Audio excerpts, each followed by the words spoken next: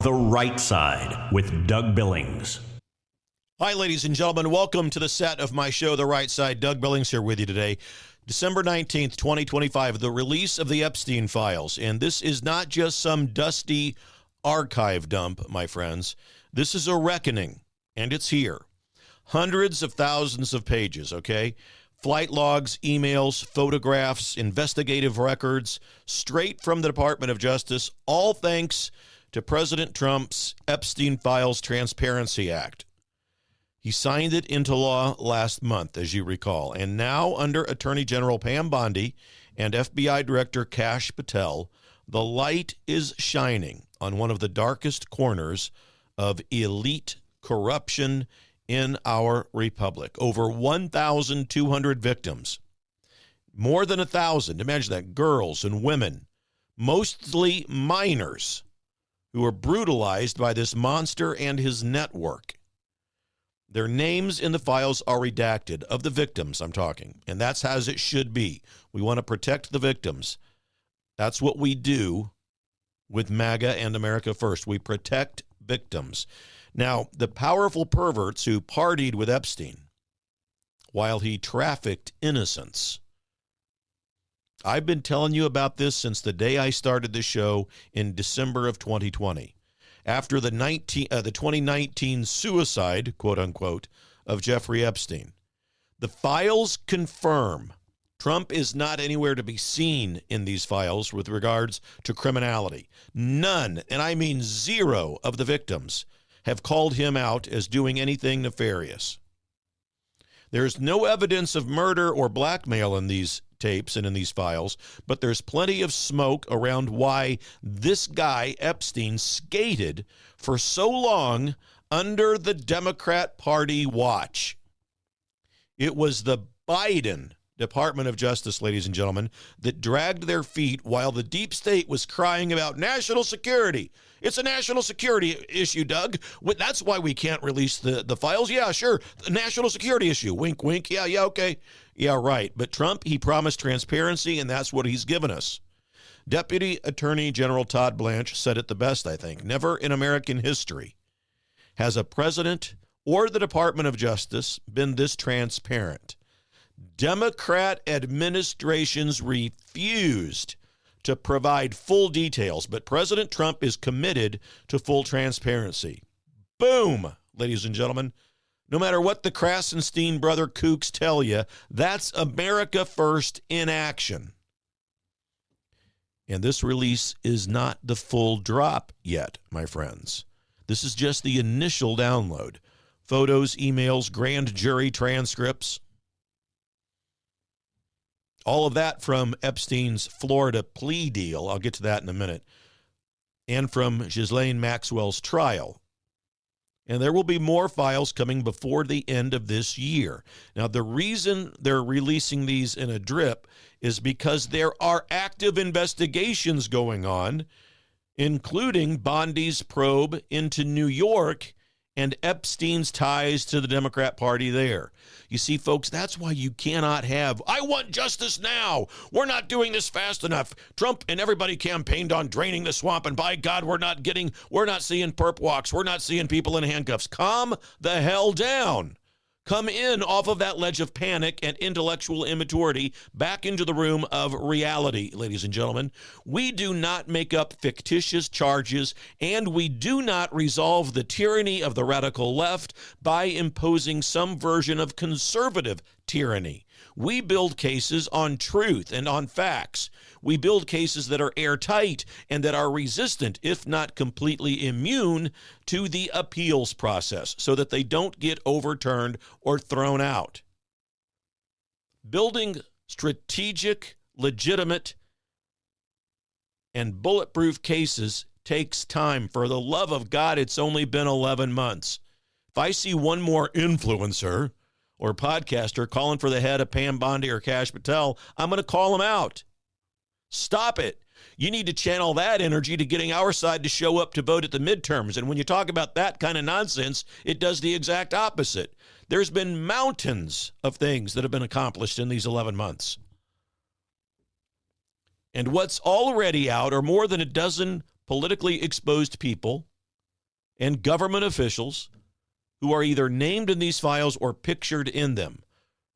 Some of them are redacted because of those ongoing investigations, but the photos and the logs are scorching for those who are there. Now, the rogue gallery here, right? The gallery of the perverts, the galleries of the people who are mentioned in the files and who are named by the victims as the ones who were doing the perverted activity. Epstein's world, if you were in his circle, ladies and gentlemen, after everyone knew this was going on, you're complicit. So just a sample, here's some of the names. Bill Clinton, we knew it. Multiple flights on the Lolita Express. Cozy photographs Epstein had, right? Victims of this in this file. All of the victims name Clinton as a regular on the island. 26 flights down to the island on the logs. Some of them in which Clinton said to the Secret Service, don't come with me on this one, boys. I've got it handled. Prince Andrew, we knew about him. He settled a lawsuit with one of the primary victims, Virginia Giuffre. Now, Virginia committed suicide earlier this year. He settled, Prince Andrew did, a case with her for millions of dollars. His island visits were listed in the logs as massage therapy. Right.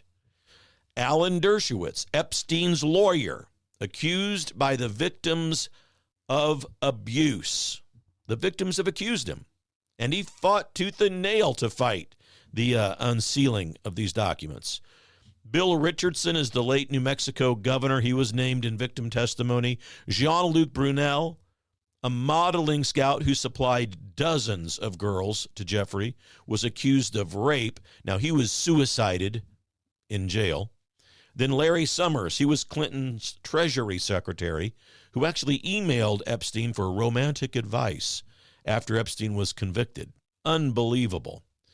Other names floating in the files, Woody Allen, Bill Gates, and, ladies and gentlemen, Steve Bannon.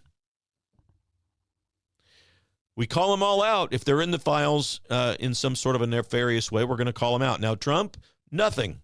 Not in there. There's old photographs that we've all seen from the 90s when they were pals and living in the New York society. No big deal. New York society, he was a millionaire playboy. He never went to Lolita Island, and as soon as Trump found out that Jeffrey Epstein was creeping on women and girls down at Mar-a-Lago and begging Trump to make him a member, Trump banned him for life from Mar-a-Lago as soon as he found out what he was really like. That's guilt. The files show guilt. Guilt by association. Everyone trying to pin that on Trump. These files, this release, buries all of that, gets rid of it, doesn't exist. Trump wasn't involved in a nefarious way. It is that simple. That's why MAGA matters, ladies and gentlemen, because under Trump, we're not just talking here, we're prosecuting. The Epstein Act forces accountability, where President Obama and Administrator Biden buried it. Now, there was a 2008 sweetheart deal when President George W. Bush was in office, but the cover-up festered underneath the Democrats. The 2008 sweetheart deal I'm referring to is about the non-prosecution agreement that Jeffrey Epstein got in Florida in 2008. With regards to that, here's what happened. Epstein was being investigated by the Palm Beach police, then later the FBI, for molesting and trafficking dozens of underage girls, some as young as 14.